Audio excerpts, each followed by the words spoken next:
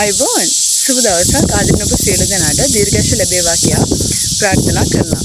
ඉතින් අද මම ඉන්නේ ඔබත් සමග මේ වීඩියෝ එක ඔබට අරන් එන්නේ විශ්වයේ බල සම්පන්නම. ඒ වගේම තමයි සිව් හෙළය තුල මහත් බල සම්පන්න හෙළ ශක්තිය, විශ්ව ශක්තිය, සූර්ය ශක්තිය ගබඩා වෙලා තියෙන. ඒ වගේම තමයි රාජ්‍යත්වය තුල මහා ප්‍රතාපවත් රාජ්‍ය බිහි කරගෙන හිටිය. ඒ වගේම තමයි ලෝකයේ 8 වෙනි පුදුමයේ ලෙස නම් දරන්නා වූ ප්‍රෞಢ ඉතිහාසයක් තියෙන සීගිරිය ප්‍රදේශයට. ඉතින් මේ සීගිරි ගලේ තමයි මේ මොහොතේ මම ඉන්නේ. උදේ සූර්ය වන්දනාවකට තමයි මම මෙතන ආවේ.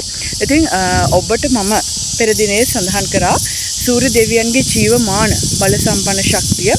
ඔබට මම අද දවසේදී මේ සීගිරියේ බල සම්පන්න වූ සීගිරි පර්වතයේ ඉඳගෙන විශ්වයේ ප්‍රබල ශක්තියක් ඔබත් සමග ගනුදෙනුවකින් සිදු කරන්නට ඔබට ආශිර්වාදය ලබා දෙන්න කැමතියි.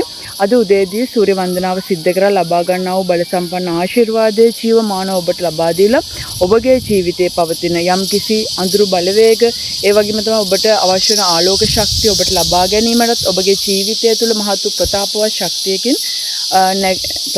ශක්තියකින් ගොඩනැගෙන්නටත් ඔබට අවශ්‍ය වන පූර්ණ ශක්තිය අද මේ ස්ථානයේ සිට අධිෂ්ඨාන කිරීමක් කරන ඔබගේ ජීවිතයට ලැබේවා කියා විශේෂ සූර්ය ශක්තියක් මහා පොළව තුළ ජීවමානව තිබෙන මේ කාල සීමාව තුළ. ඒ වගේම තමයි රාවණ ඉතිහාසයක් ගැන අපි කතා බහ කරනවා. ඉතින් අපි කතා බහ කරන බල සම්පන්න රාවණයන් ගැන. ඒ රාවණයන් සතුව පවතිනා වූ විශ්ව ශක්තිය, සූර්ය ශක්තිය ජීවමානව මේ සීගිරිය සමග බැඳී පවතිනවා.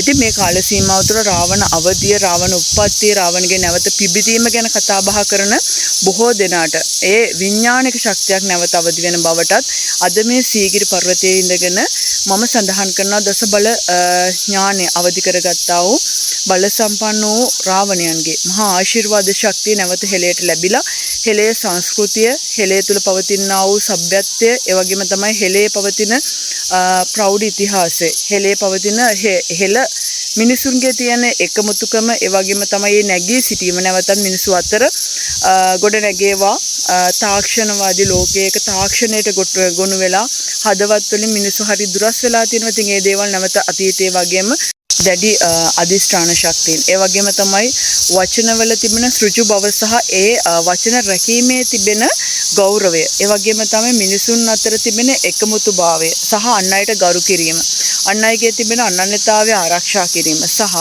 දිවි හිමියෙන්ම තමාගේ ආත්මය ගැන පමණක් හිතන්නේ නැතුව මේ හෙළය ගැන, ඒ වගේම තමයි තමාගේ ඉදිරි පරම්පරාව ගැන හිතලා තීරණ ගන්න අධිෂ්ඨාන කරන්න අර ලේ උරුමයෙන්ම ලේ කැක්කුමක් මේ හෙළයට තියෙන මිනිසුන් බිහි වේවා කියා ප්‍රාර්ථනා කරනවා. ඒ වෙනුවෙන් තමයි නැවත උප්පත්තියක් සිද්ධ වෙන, ඒ කියන්නේ අතීතයේ මේ හෙළය බාර අරගෙන මේ හෙළය තුල මහත් වූ ශක්තියක් ධාරණය කරගෙන වැඩ කටයුතු කරපු ඒ ආත්ම නැවත මේ හෙළය දිහා ඇස් යොමාගෙන බලන් ඉන්නවා. ඔවුන් නැවත උප්පත්තියක් සිද්ධ වෙමින් මේ හෙළ ධාතු ආරක්ෂා කරනවා. ඉතින් ඒ නිසා තමයි විවිධ ආධ්‍යාත්මික ශක්තිලාභීන් විවිධ විදිහට ඒ හෙළය තුල හෙළය රකින්න කටයුතු සිද්ධ කරනවා. ඒ වගේම තමයි අද වෙනකොට අපි හරීම කාර්යබහුලයි. මේ කාර්යබහුලකමත් එක්ක ඉර පායනවාද කියන එක අපිට වැඩකුත් නැහැ. ගස් කොළන් තියනවාද කියලා අපිට වැඩකුත් නැහැ. මහ පොළව, අපේ උරුමයන්, ඊළඟට අපිට සංස්කෘතියක් තිබුණාද කියන එකවත් අපේ හෙළය තුල මේ අද වෙනකොට මේ හෙළය ගොඩනගන්න අපේ අතීතයේ මුතුන් මිත්තන්, ඒ වගේම තමයි රජවරු මොන තරම් මේක දරාගෙන හිටියද කියන මේ කිසිම දෙයක් අපිට වැඩක් නැහැ. අපි කරන්නේ උදේම රස්සාවට යනවා, ඒ වගේම මුදල් හම්බ කරනවා, හෙට වෙනකොට දෙයක් ගොඩනගනවා, එක වාහනයක් ගන්න, එක නිවසක් හදනවා. එහෙම නැත්නම් ඒක ඒ ප්‍රමාණවත් වෙන්නේ නැහැ. ආයෙත් ඒව මේක ගත්ත වාහනයට වැඩිය හොඳ බ්‍රෑන්ඩ් එකකින් ආපහු ගන්න බලනවා. එහෙම නැත්නම් හදපු ගේට වැඩිය ගේ ලොකු කරලා හදන්න බලන මේක අපි එක දිගට දුවන්නේ මායාවක් පිටිපස්සේ. ඒ කියන්නේ එකක් පසුපස එකක් ආසාවල් වලට ආසාවල් වලට මායාවල් වලට යටත් වෙලා අපි මොකද්දෝ මන් දන්නේ මායාකාරී ලෝකයක මේ ජීවත් වෙන. හැබැයි අපේ අතීතයේ මුතුන් මිත්තන් ඔවුන් මේ සුබාදහමට ආදරය කරා, ඔවුන් මේ පරණ අපේ ඓතිහාසික ස්ථානවලට ආදරය කරා, අපේ සංස්කෘතියට ආදරය කරා. අපේ සංස්කෘතියෙන් දැන් වෙනකොට විනාශ කරගන්නවා. මේ ලෝකේ කිසිම රටක් එහෙම තමන්ගේ සංස්කෘතිය විනාශ කරගන්නේ නැහැ. හැමෝම තමන්ගේ රටට පුදුමාකාර ආදරේ. ඉතින් මේ අවස්ථාවේදී මේ වගේ මට දැනුණු කරුණු කාරණා ටිකක් මම ඔයාලත් එක්ක බෙදාගත්තා. මම ආරාධනා කරනවා හෙළය තුල ඔබ ඉපදින්නෙම යම් කුසලයක් එක්ක.